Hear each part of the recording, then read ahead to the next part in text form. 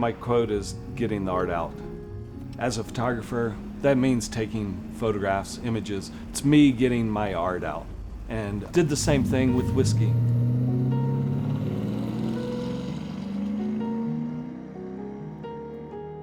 As a photographer, there were rumors about young photographers coming in with Polaroids and getting big jobs.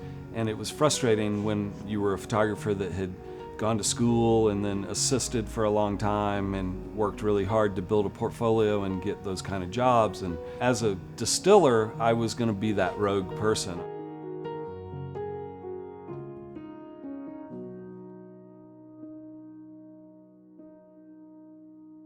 I moved to New York, started working immediately for Allure and Forbes, doing some really great shoots. Shooting what I wanted to shoot. It was amazing. We lived 3 blocks from the World Trade Center. My kids were 4 and 5. We crossed Greenwich and we were just inside the block on Duane when the first plane flew over. It was really loud, it was full bore, and that made no sense. And hit the building, it's crystal clear day. I had Brendan on my shoulders, so I gave Brendan to my wife and told her to go to the school where we were walking home to. And I went back for Tristan, got up into his classroom and the shades were drawn. I just made a decision to leave him there because we were coming back to the building.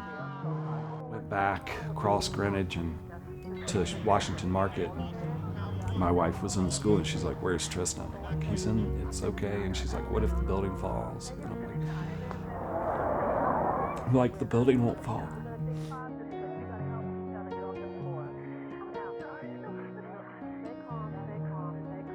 I was talking to somebody and the second plane hit. So I heard it. And I ran. Didn't say anything to her. Ran to get Tristan. Went back to the school where my wife was supposed to be, and nobody was in the school, and I was on the street, and I went back to a phone booth and called our house phone. 10 days later, drove my wife and kids halfway to Colorado because I had a photo job. I drove back to New York in 12 hours and got up for a photo shoot the next morning. And then started commuting from Colorado to New York for work weekly.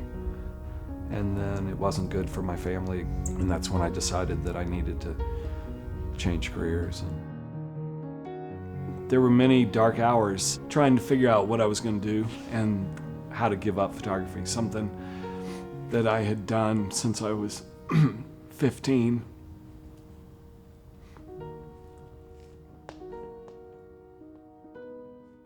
It was hard, and the confidence was low because success is built on how much work you have as a photographer or anything. So my confidence was really low at the time. And I was on a plane and read an article about the guy that created Sailor Jerry and Hendrick's Gin and decided to make whiskey.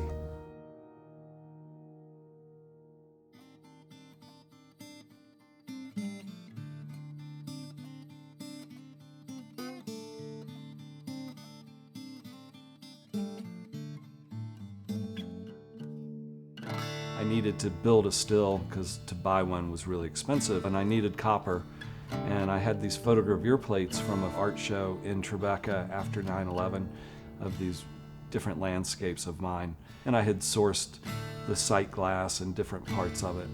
Kettle, you can see the images on the outside of some of the landscapes, and then the column has an image of the Chrysler building turned on the inside. Put it inside the column, that would add extra surface area, surface tension, and clean the spirit more. So I was in 300 square feet, and I could make 60 gallons a month with my original still. And I spent 15 to 18 hours a day, 7 days a week in that space. I had a steam unit, and it was my home steam generator for a steam shower.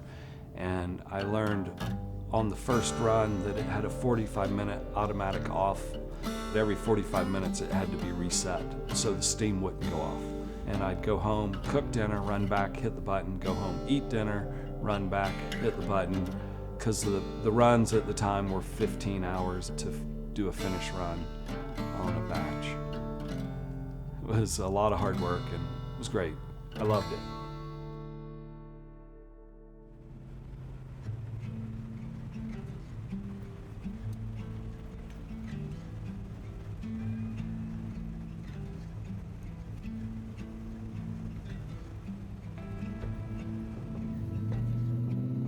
Where the darkroom relates to distilling with me is, starts with time and temperature, and then you come out with a product in the same way as the darkroom, and that's where they parallel for me.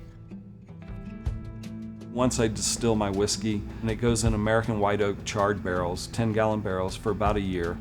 Once it's done in those barrels, we take and pop the bung on the barrel, take toasted pieces of aspen and put them in the barrel and rest the whiskey for 2 to 3 weeks on those staves. There's been some experimenting with different finishing whiskey on some different woods, but I'm the only distillery that consistently finishes my whiskey on a different wood other than oak.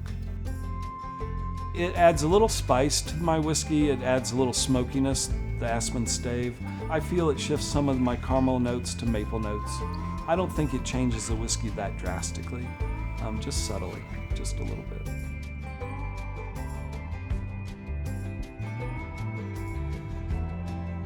I really think the freedom for me came from my first few products doing so well. So as a distiller, I kind of think of things and then push it, and how far can I push it until it's not right.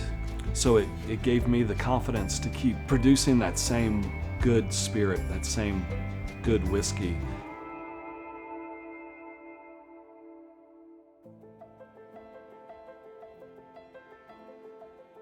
You want to invoke a feeling with your art. The same way with my whiskey, I wanted to make a Western whiskey, and I wanted it to put you back into that time, the romantic time of the West.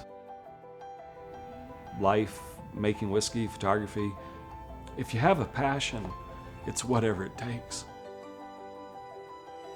I believe that with photography, I did whatever it took to get to that point, and whiskey is the same.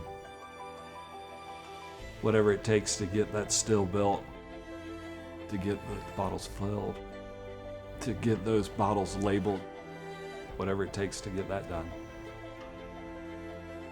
Being a small craft distiller, as small as I am, starting in 300 square feet, I'm surrounded by old distilleries, from Jim Beam to Buffalo Trace to Heaven Hill, and winning those kind of awards makes me the Polaroid kid.